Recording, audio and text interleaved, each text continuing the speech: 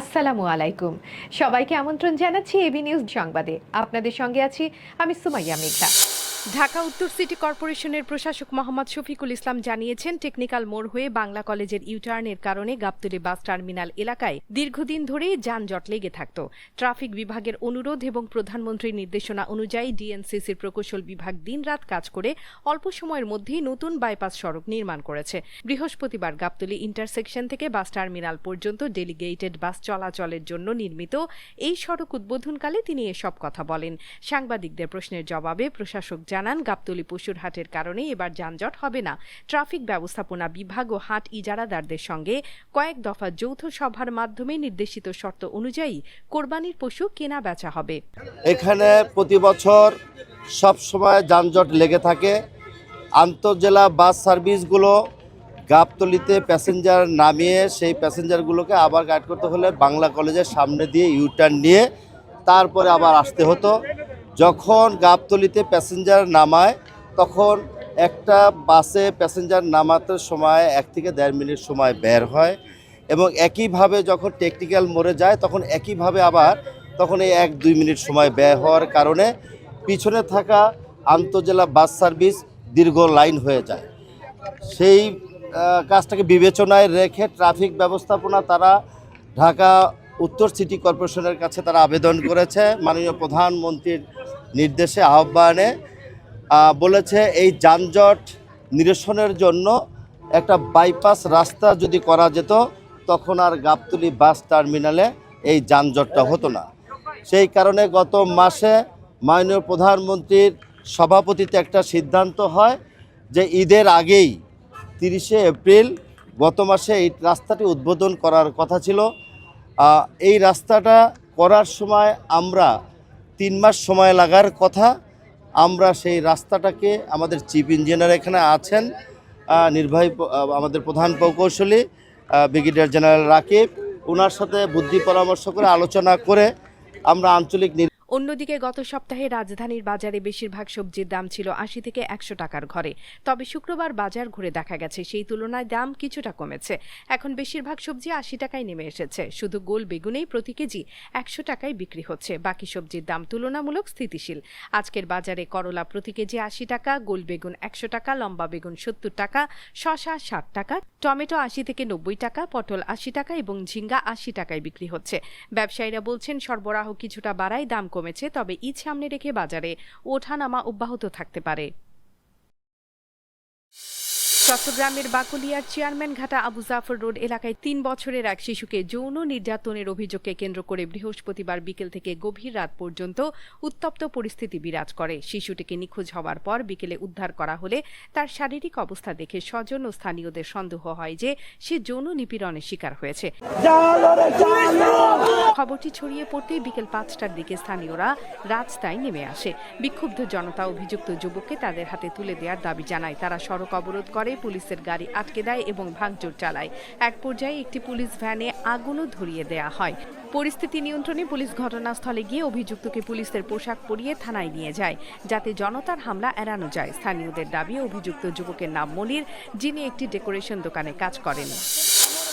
চলমান ইরান যুদ্ধের উত্তেজনার মধ্যে এবার যুক্তরাষ্ট্রের দোরগোড়ায় ফ্লোরিডা প্রণালীর অনতি দূরে নতুন করে যুদ্ধের আশঙ্কা দেখা দিয়েছে। সমাজতান্ত্রিক দ্বীপরাষ্ট্র কিউবা অভিযোগ করছে দীর্ঘ 66 বছর ধরে ওয়াশিংটন সামরিক হামলার ছুতা খুঁজছে এবং 2024 সালে এসে সেই বৈরিতা আরও তীব্র রূপ নিয়েছে। 1960 সালের মে মাসে শুরু হওয়া দুই দেশের শত্রুতা এখন কঠোর নিষেধাজ্ঞা, অর্থনৈতিক অবরোধ এবং সামরিক হুমকির কারণে কিউবাকে প্রায় প্রাক শিল্প যুগের অন্ধকারে ঠেলে দিয়েছে। সম্প্রতি মার্কিন গণমাধ্যম এক্সিওস দাবি করেছে কিউবার কাছে 300টি ড্রোন রয়েছে, যা দিয়ে তারা যুক্তরাষ্ট্রের লক্ষ্যবস্তুতে হামলার পরিকল্পনা করছে। কিউবার পররাষ্ট্রমন্ত্রী ব্রুনো রদ্রিগেজ এই অভিযোগটি সম্পূর্ণ ভিত্তিহীন ও সাজানো অজুহাত বলে প্রত্যাখ্যান করেছেন। তার ভাষায়, কিউবা যুক্তরাষ্ট্রের জন্য কোনো হুমকি নয় এবং যুদ্ধে জড়ানোর কোনো ইচ্ছাও তাদের নেই, তবে সার্বভৌমত্ব রক্ষায় তারা দৃঢ় প্রতিজ্ঞ। বিশ্লেষকদের মতে ভেনেজুয়েলার রাষ্ট্রপতি নিকোলাস মাদুরোকে মার্কিন সেনাদের অপহরণের পর থেকেই কিউবা নিয়ে নতুন আশঙ্কা তৈরি হয়েছিল। যা ডোনাল্ড ট্রাম্পের সাম্প্রতিক হুমকিতে আরও ঘনীভূত হয়েছে। এদিকে নিষেধাজ্ঞার জেরে কিউবার অভ্যন্তরীণ পরিস্থিতি ভয়াবহ হয়ে উঠেছে। ভেনেজুয়েলা থেকে জ্বালানি সরবরাহ বন্ধ হয়ে যাওয়ায় দেশ জুড়ে বিদ্যুৎহীনতা দেখা দিয়েছে। খাবার ও গ্যাসের তীব্র সংকটে সাধারণ মানুষের জীবনযাত্রা বিপর্যস্ত। ঘরে বিদ্যুৎ না থাকলেও পুলিশের গাড়িতে জ্বালানি সরবরাহ অব্যাহত থাকায় ক্ষুব্ধ নাগরিকরা রাস্তায় নেমে থালাবাটি বাজিয়ে প্রতিবাদ জানাচ্ছেন। রাষ্ট্রপতি মিগেল দিয়াজ কানেল যুক্তরাষ্ট্রের অবরোধকে একটি জাতিকে জিম্মি করার গণহত্যার শামিল বলে আখ্যা দিয়েছেন। ইতিহাস বলছে 1959 সালের ফিদেল কাস্ত্রোর সমাজতান্ত্রিক বিপ্লবের পর থেকেই কিউবা যুক্তরাষ্ট্রের চোখে কাটা।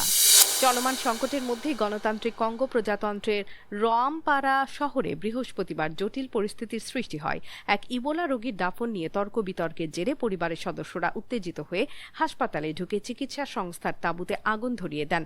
পরিস্থিতি নিয়ন্ত্রণে পুলিশ গুলি ও কাঁদানে গ্যাস ব্যবহার করে। সংঘর্ষে আতঙ্ক ছড়িয়ে পড়ে পুরো এলাকায়। বিশ্ব স্বাস্থ্য সংস্থা জানিয়েছে চলমান ইবোলা প্রাদুর্ভাবে সন্দেহভাজন রোগীর সংখ্যা ইতোমধ্যে 600 ছাড়িয়েছে এবং মৃত্যু হয়েছে অন্তত 139 জনের। সংস্থাটি সতর্ক করে বলেছে প্রকৃত সংখ্যা আরও বেশি হতে পারে। এবার যে ধরনটি ছড়িয়েছে বিরল বুন্ডি বুগিও স্ট্রেইন, তার বিরুদ্ধে এখনো কোনো অনুমোদিত টিকা নেই। মৃত্যুহার গড়ে 40%। তার কার্যকর টিকা তৈরি হতে সময় লাগতে পারে অন্তত 9 মাস। প্রাদুর্ভাবের কেন্দ্র ইতুরি প্রদেশ থেকে সংক্রমণ এখন ছড়িয়ে পড়েছে গোমা শহর এবং সাউথ কিভু প্রদেশেও। এতে আরও বড় পরিসরে সংক্রমণের ঝুঁকি তৈরি হয়েছে। জ্বালানি, চিকিৎসা সরঞ্জাম ও মানব সম্পদের ঘাটতির কারণে আক্রান্ত অঞ্চলগুলোতে পরিস্থিতি সামাল দেয়া কঠিন হয়ে পড়ছে। ইবোলা ভাইরাসের বিরুদ্ধে লড়াইয়ে আন্তর্জাতিক সংস্থাগুলো মাঠে থাকলেও স্থানীয় উত্তেজনা, ভুল তথ্য এবং স্বাস্থ্যকর্মীদের উপর হামলার ঘটনা পরিস্থিতিকে আরও জটিল করে তুলছে। মার্টিনেজের আঙুলে চোট, বিশ্বকাপের আগে আর্জেন্টিনা শিবিরের সামান্য দুশ্চিন্তা। ম্যাচ শেষে ইএসপিএনকে দেয়া সাক্ষাৎকারে এমিলিয়ানো মার্টিনেজ জানান, ওয়ার্ম আপের সময় তার আঙুল ভেঙে যায়। জীবনে আগে কখনো আঙুল ভাঙেনি। বল ধরতে গেলে আঙুল অন্যদিকে সরে যাচ্ছিল। তবু তিনি বিষয়টিকে স্বাভাবিকভাবেই নিয়েছেন। ব্যথা নিয়ে পুরো 90 মিনিট খেলেছেন এবং অ্যাস্টন ভিলার হয়ে প্রথম শিরোপা জিতেছেন। এর মাধ্যমে ফাইনালে তার অবিশ্বাস্য রেকর্ড আরও দীর্ঘ হল। ক্লাব ও জাতীয় দল মিলিয়ে এখন পর্যন্ত 7টি ফাইনাল খেলেছেন এবং সবগুলোতেই জিতেছেন।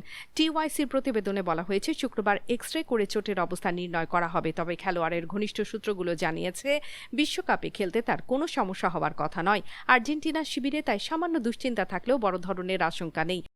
অন্যদিকে মেক্সিকোর জালিস্কো স্টেডিয়াম ফুটবল ইতিহাসের এক গুরুত্বপূর্ণ ভেন্যু, যেখানে 1970 ও 1986 সালের বিশ্বকাপের ম্যাচ অনুষ্ঠিত হয়েছিল। 1970 বিশ্বকাপে ব্রাজিলের শিরোপা জয়ের পথে এই স্টেডিয়ামেই প্রথম রাউন্ড, কোয়ার্টার ফাইনাল ও সেমিফাইনাল খেলেছিল পেলের দল। পরে মেক্সিকো সিটির আজতেকা স্টেডিয়ামে ইতালিকে হারিয়ে বিশ্ব চ্যাম্পিয়ন। সেই স্মৃতির প্রতি সম্মান জানিয়ে জালিস্কো স্টেডিয়ামের সামনে স্থাপন করা হয়েছে পেলের একটি বিশাল ভাস্কর্য।